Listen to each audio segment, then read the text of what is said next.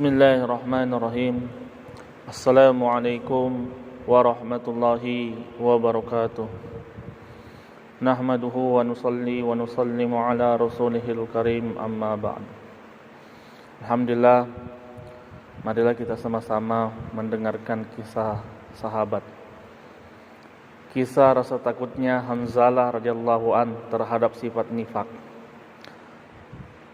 Hamzalah radhiyallahu an bercerita, suatu ketika kami sedang berada di majelis Rasulullah sallallahu alaihi wasallam. Beliau menasihati kami mengenai sesuatu yang membuat hati kami menjadi lembut dan air mata pun bercucuran. Seolah-olah kami melihat hakikat yang sebenarnya. Selesai dari majelis Rasulullah sallallahu alaihi wasallam, aku kembali ke rumah dan berkumpul dengan anak istri. Lalu mulailah kami berbicara mengenai masalah dunia, bercanda dengan anak-anak dan bercumbu dengan istri. Ketika itu keadaannya sangat berbeda dibandingkan ketika berada di majelis Nabi sallallahu alaihi wasallam. Maka terlintas dalam pikiranku, keadaanku ternyata berbeda dengan keadaan pada waktu itu. Aku berkata dalam hati, sebenarnya kamu ini seorang munafik. Sebab ketika di majelis Rasulullah sallallahu alaihi wasallam, keadaanmu berbeda dengan ketika berada di tengah anak istrimu. Aku sangat kecewa ketika menyadari hal ini dan sangat sulit bagiku untuk menerimanya. Dengan pikiran kalut, aku keluar rumah sambil berkata, Hamzalah, kamu telah munafik. Abu Bakar radhiyallahu an datang menghampiriku. Aku berkata kepadanya, Hamzalah telah menjadi munafik. Subhanallah, tidak benar apa yang kamu katakan, sahut Abu Bakar radhiyallahu an.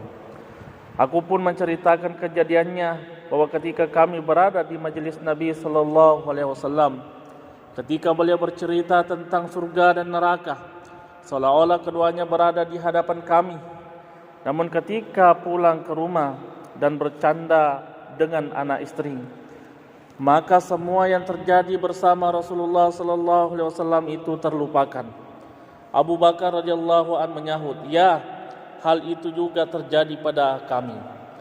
Lalu keduanya menemui Rasulullah sallallahu alaihi wasallam. Hamzalah radhiyallahu an berkata, "Ya Rasulullah, aku telah menjadi munafik." Beliau berkata, "Apa yang terjadi?" Hamzalah radhiyallahu an bercerita, "Ya Rasulullah, jika kami berada di hadapanmu dan engkau menceritakan surga dan neraka kepada kami, seolah-olah keduanya berada di hadapan kami. Namun jika kami berpisah dengan engkau dan bercanda dengan anak istri kami, maka apa yang baru terjadi dengan engkau telah kami lupakan." Jawab beliau, "Demi zat yang nyawaku berada di tangannya, jika setiap saat keadaanmu selalu seperti ketika bersamaku, maka para malaikat akan menjabat tanganmu di tempat tidurmu dan di jalan-jalan. Namun Hamzalah, demikianlah keadaannya. Terkadang seperti ini, terkadang seperti itu. Manusia tetap memiliki keperluan hidup yang harus ditunaikan. Makan, minum, anak, istri, bahkan bercakap-cakap dengan mereka pun penting. Mengingat surga dan neraka kadangkala diperlukan, tetapi tidak setiap waktu, dan kita tidak mesti berharap demikian pada diri kita. Sebab keadaan seperti itu adalah keadaan malaikat. Mereka tidak disibukkan dengan urusan lain, tanpa anak istri, tanpa memikirkan kehidupan, dan tanpa urusan keduniaan. Sebaliknya, manusia senantiasa dipenuhi tugas dan keperluannya sebagai manusia, sehingga tidak dapat menetap dalam satu keadaan. Yang harus kita perhatikan dalam hal ini adalah bagaimana para sahabat radhiyallahu anhum sangat merisaukan agama mereka. Jika berubah sedikit saja keadaan mereka dibandingkan ketika bersama Nabi sallallahu alaihi wasallam, mereka menyangka bahwa diri mereka sudah munafik. Dengan mencintai sesuatu, tentu akan menimbulkan beribu macam dugaan yang kekhawatiran. Jika anak kita yang kita cintai sedang dalam perjalanan, maka kita sangat mengkhawatirkannya.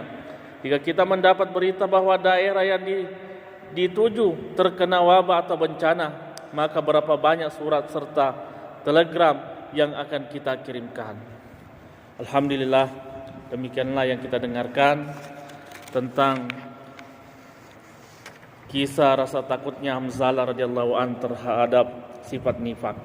Mudah-mudahan apa yang kita dengarkan kita jadikan iktibar, dan bagaimana dalam kehidupan kita ini senantiasa mempunyai rasa takut kepada Allah Subhanahu wa taala dan senantiasa mengingat akhirat, sehingga kita senantiasa mempersiapkan bekal kita sebelum kita mati. InsyaAllah apa yang kita dengarkan nyata amal dan sampaikan. Subhanallah bihamdihi, subhanakallahumma wa bihamdika, asyhadu an la ilaha illa anta, astaghfiruka wa atubu ilaik. Assalamualaikum warahmatullahi wabarakatuh.